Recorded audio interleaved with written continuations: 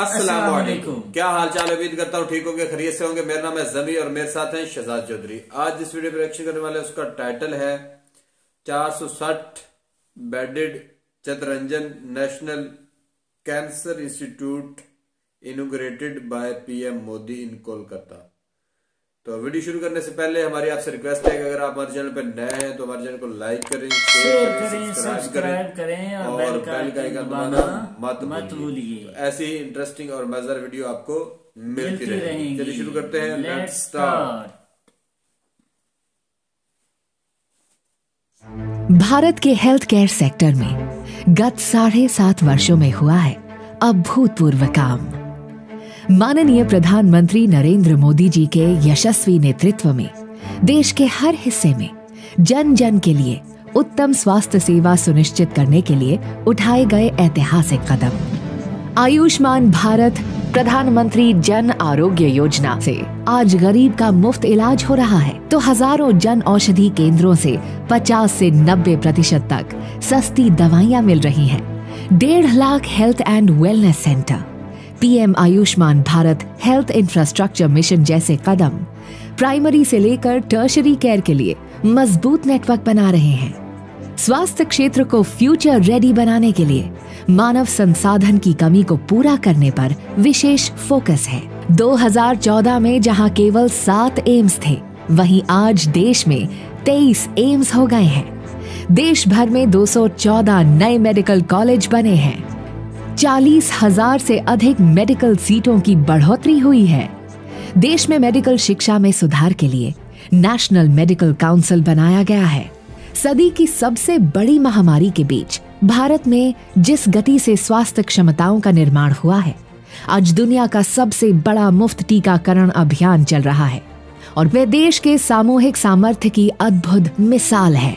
प्रधानमंत्री जी के स्वस्थ भारत समृद्ध भारत के विजन पर पश्चिम बंगाल को भी लाभ मिल रहा है। पश्चिम बंगाल में भारत सरकार द्वारा विभिन्न योजनाओं के अलावा Sagar Dutta memorial medical college Kolkata, Murshidabad medical college तथा गवर्नमेंट मेडिकल कॉलेज बर्धमान में टर्शरी कैंसर केयर सेंटरों की स्थापना में वित्तीय सहायता दी जा रही है।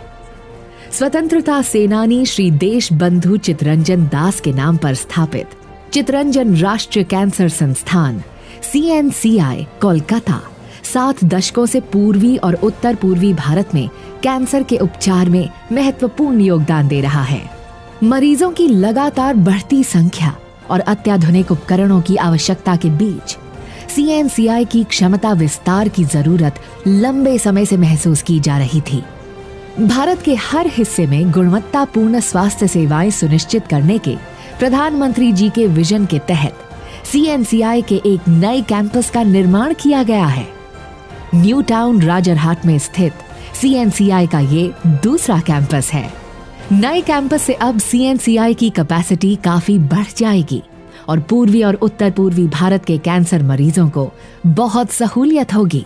उनका अत्यंत सस्ते दर पर गुणवत्तापूर्ण इलाज सुनिश्चित होगा। एक अग्रणी कैंसर संस्थान के रूप में यहाँ कैंसर से जुड़ा शोध भी किया जाएगा। नया कैंपस 460 बेड का एक कॉम्प्रिहेंसिव कैंसर सेंटर है। यहाँ कैंसर के डायग्नोसिस के लिए NABL प्रमाणित व्यापक आधुनिक लैब, इलाज और इलाज के बाद की देखभाल के लिए आधुनिकतम मेडिकल इंफ्रास्ट्रक्चर मौजूद है।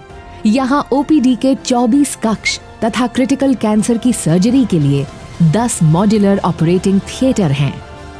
दूर से आए रोगियों के परिजनों के रहने के लिए 200 लोगों की क्षमता वाले सदन का निर्माण भी किया गया है। ये कैंपस 540 करोड़ रुपए की लागत से बना है।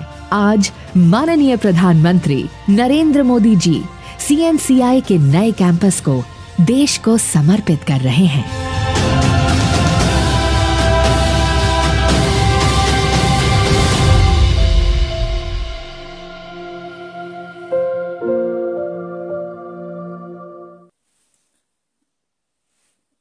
हाँ जी सर। जी सर, यार बड़ी बात है यार, बड़ी बात है। इंडिया मेडिकल तो वैसे भी लास्ट टाइम हमने एक वीडियो देखी थी, उसमें भी बताया गया था कि इंडिया की जो मेडिकल फैसिलिटीज हैं वो पाकिस्तान की इसमें बहुत ज्यादा है। और उसके अलावा जो है जिन मरीजों का इलाज पाकिस्तान में मुमकिन नहीं है वो मतलब यूरोप वगैरह जाने की बजाय इंडिया जाना मतलब उनके लिए मुनासिब रहेगा। और एक तो उनके मतलब पैसे भी बच जाएंगे, उसके अलावा जो है इलाज भी जो है उनका वर्ल्ड क्लास यूरोप के ये से तो भी। जिम्मी चौधरी साहब उसी सूरत में होगा ना जिस सूरत में पाकिस्तान के पीएम साहब ने कहा कि हम 100 साल तक फ्रेंडशिप का हाथ बढ़ाया, यूं कह सकते हैं ना कि इंडिया के साथ फ्रेंडशिप का हाथ बढ़ाया और कहा 100 साल तक हम इंडिया से कोई किसी किस्म की कोई लड़ाई या जंग नहीं करना चाहते। तो जैसे ही ये रास्ते खुलेंगे, आसानियां पैदा होंगी लोगों के लिए, तो तब ही लोग इंडिया की फैसिलिटी या इंडिया की जितनी भी सहूलतें हैं वो ले पाएंगे। वरना इंडिया तो अभी भी हमारे लिए यूरोप ही बना हुआ है।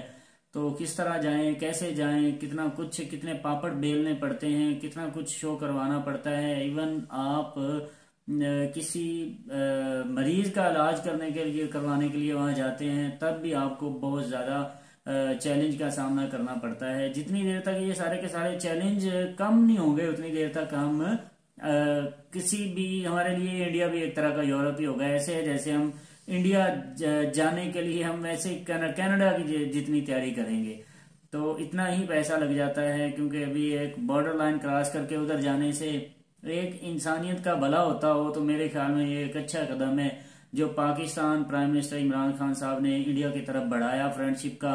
अब इंडिया वाले देखते हैं इसके आगे उनका क्या रिप्लाई होता है, किस तरह का वो जो आगे से आम आंसर जनता है देंगे। या जो आम मैसेज मतलब कल जो कमेंट सेक्शन में देखे ना, तो उसके मुताबिक तो यही था कि मतलब अब जो है वो पाकिस्तान इस आज से 10 साल पहले मतलब इंडिया कह रहा था तो तब जो है ये नहीं उस तरफ जा रहे थे। लेकिन वही बात कि आज से 10 साल पहले जब दूसरी गवर्नमेंट्स कह रही थी तो इमरान खान कह रहा था तो मीडिया की यार गद्दार और ये वो सारा कुछ। ये इमरान खान ही नहीं कह रहा था बल्कि जितनी भी गवर्नमेंट थी और जितनी भी सियासी पार्टियां थी और जितने भी ये तंजीमें थी, मजहबी तंजीमें थी, ये सारी की सारी इंडिया के हक में बोलने वाले को गद्दार कहते थे और कहते थे तुम इंडिया के सपोर्टर हो, तुम गद्दार हो पाकिस्तान के। आज देखा जाए तो यहाँ से आपको पता चलता है कि इंडिया के गद्दार ही अब इंडिया की फ्रेंडशिप को लेकर आगे ले असल जाने में की कोशिश अब कर रहे हैं। उम्मीद है कि उनको समझ आ गई है कि हमारे लिए क्या बेहतर है और क्या नहीं है। और जो कमेंट्स वगैरह भाइयों ने किए